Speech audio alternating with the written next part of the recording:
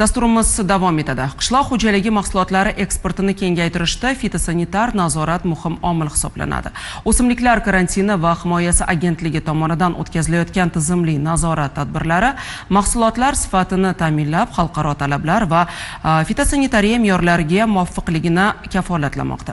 Mavzuni muxbirimiz Samarqand viloyati misolida davom ettiradi.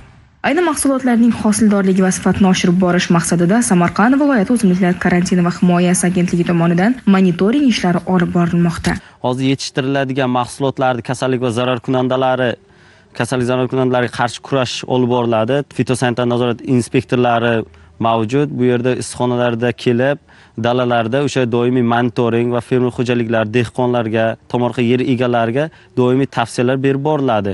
Ayni sohada amalga oshirilgan islohotlar natijasida meva, sabzavot va oziq-ovqat mahsulotlari eksporti 165% ga o'sishga erishilib, yangi bozorlar Irlandiya, Misr, Marokko kabi o'nlab davlatlarga ham mahsulotlar eksporti yo'lga qo'yildi.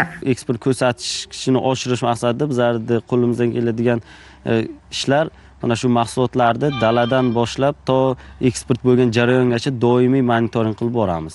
Ayni vaqtda hozir bu yerda issiqxonada turibmiz. Hozir bu issiqxonamizda pomidor va bodring mahsulotlari yetishtirilyapti. Bu yerda issiqxonalarning asosiy eng katta iqtisodiy zarar keltiruvchi o'sha sitrus oq qanoti bodringda uchraydi, pomidorda jigarrang bujmayish viruslari va shu ko'njak turli kasallik va zararkunandalardan xoli bo'lib borishini biz ta'minlab beramiz.